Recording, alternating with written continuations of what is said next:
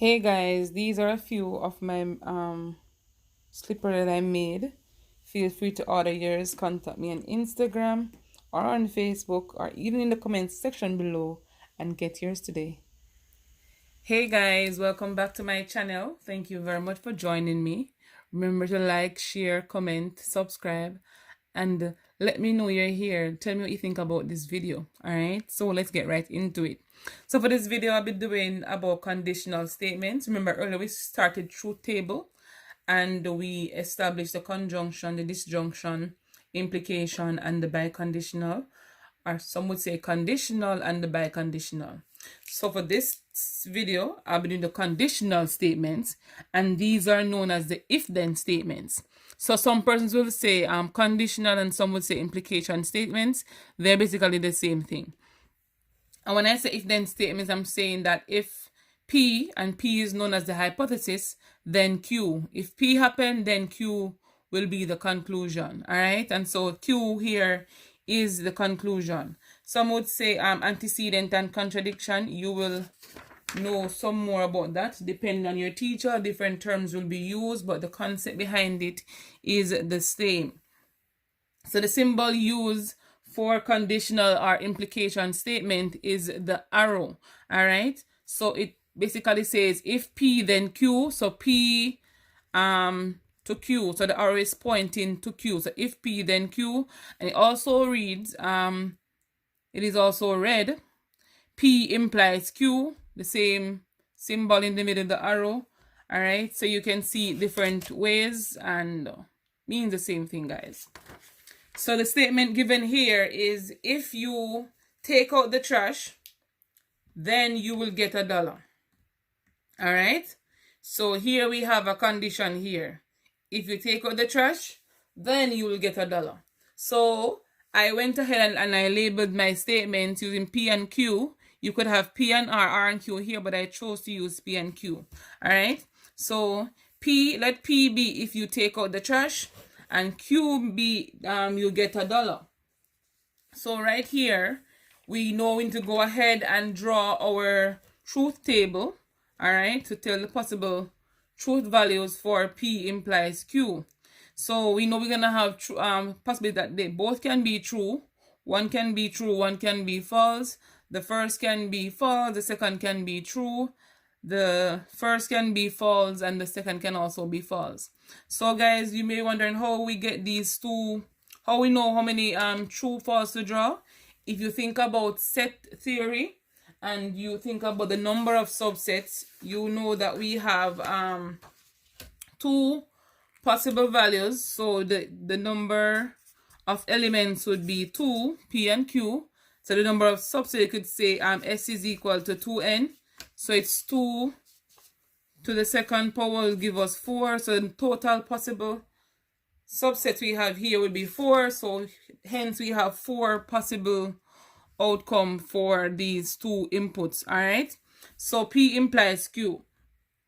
So if you take out the trash, then you will get $1. So as promised, that's true, because I promised you if you take out the trash, I'll give you $1.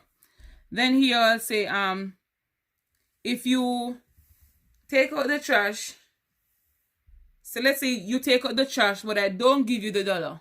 I will be basically be lying to you and not keeping my promise. And so this one is false. All right. So the hypothesis is true and the conclusion is false. Then the outcome, how am I writing that? Outcome is false. All right. Let's try the other one. Say if you don't take out the trash, I can still give you $1. And this one, it is also true because I could have promised you $1 from a long time ago. All right. But I'll still give you $1 whether you take out the trash or not. So this one is also true. The next one, if you don't take out the trash, then you don't get $1. Again, not doing the task, don't expect any money. So again, it is true. So false implies false, that's true. False implies true, that's true. True implies false, that's false. And true implies true, that's true. All right, guys. So here you see that we only have one false in the statement, and that's right here. I'm going to give you a little note that if the hypothesis is true and the conclusion is false, then the conditional statement would, or the outcome or the conditional statement will be false. All right, so I have a little note here for you to remember. That's one thing you can always use to, guys, and it always helps. So the conditional is false only when the hypothesis is true and the conclusion is false. And I was just explaining to you right here that if the hypothesis is true and the conclusion is false, then the outcome is false. Or you can say if the conditional statement will always be false if, let me say better, the conditional statement is false when the if aspect of it, remember it's if P, so when the if aspect is true, but the then Q, the then aspect is false, then the outcome is false. All right, so if the hypothesis is true and the conclusion is false, then the outcome will be false. If not, it is always true. So one thing, guys, you can do is when you're doing a table like this, you can go ahead and search for the one that is saying true, false. All right, once it's saying true, false, you know the outcome will be false and all the others will be true, and that works for everything. So you can always try to remember that. All right, but if you understand the concept behind it, you don't have to worry yourself. You go ahead and you work it accordingly. So the next we're going to be doing, guys, is the inverse of the conditional statement. So we know the conditional statement is if P, then Q. All right, so the inverse, or you know, say the negation of it is going to be not P, then not Q. All right, so I went ahead and I completed the table before. So you know, going to be true, true, false, false, true, false, true, false. All right, so they both can be true, both can be false, one can be true, one can be false, vice versa. All right, so not P, we know is you're going to be observing the T column here for true and do the negation of not P. Remember, this sign here means negation. All right, so not P, you're going to make everything the opposite of whatever P is. So because P here is true, not P is going to be false. True, false, false, true, false, true. All right, so we're negating it. For Q, we do the same thing. True, the negation of that will be false, false, true, true, false, and false, true. All right, guys, so the same thing applies. So remember, we established that for the hypothesis, for the conditional statement to be false, the if part is true and the then part is false. So you can go ahead and identify which of them is. Remember, it's not P, not Q. So we're going to be using these two columns and not Q. So remember, it's if P, if not P, then not Q. So remember the conditional statement.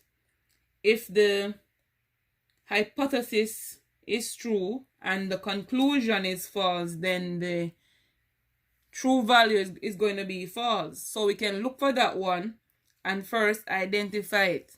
So once this is true and this is false, then the outcome here will be false. All right, so once you identify that part, we know everything else will be true. Okay, so it's a very simple way to go ahead and identify it. So let's try the converse. So the converse, guys, of the conditional statement is basically the switching of the hypothesis and the conclusion from the previous one. So here we know the conditional statement was saying P then Q. If you switch these two, it will say Q then P. All right, so go ahead again and you're going to be listing the possible true values. So going to be true, true, false, false, true, false, true, false. All right, so both can be true, one can be true, one can be false, one can be false, and the other is true, and they both can be false. All right, so remember, it's an if then statement. So if Q then P, and we can also go ahead and identify if the hypothesis is true and the conclusion is false, then the entire statement is false. So we can go ahead and look for that one, guys. So look for the hypothesis being true and the conclusion being false, then we know the outcome is false. All right? If not, everything else is true. You see how easy that is? And so remembering the little note I gave you earlier, that HYP is true and conclusion is false. Basically, the statement is false. If not,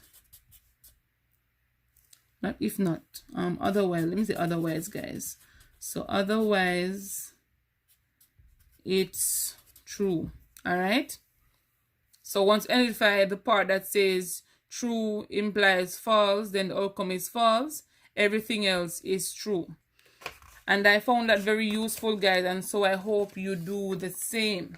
Next, we're going to move on to the contrapositive. And the contrapositive is basically you negating the converse. So we observed the converse here earlier to be Q implies P. So for the contrapositive, it's going to be not Q implies not P.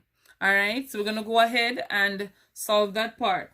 As you know, I work ahead of the video, so I completed the chart. So you're going to have two inputs, Q and P. Then you are going to fill in the values, true, true, true, false, false, true, and they both can be false. Then you negate whatever Q is, which is here. You negate P, and these are the P values. So for the contrapositive, not P, not Q implies not P. That means if you want to use this scenario we used earlier, if you don't empty the trash, you don't get any money. All right. So we can apply that if you want to. But again, guys, the same condition we explained earlier, that if the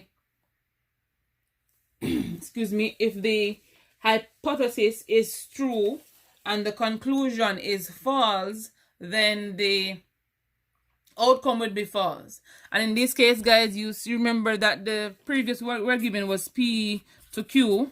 All right, hypothesis conclusion, but now it's going to be Q to P. I should have said this earlier, but never mind. Q to P, guys. So it's going to be the hypothesis now, then the conclusion. So the hypothesis here is going to be the not Q, and the conclusion is going to be the not P. So we can go ahead and identify that. So look for the one that says true, false. Then we know the outcome will be false. So here we'll have true, false. So the outcome is false. If not, everything else is true.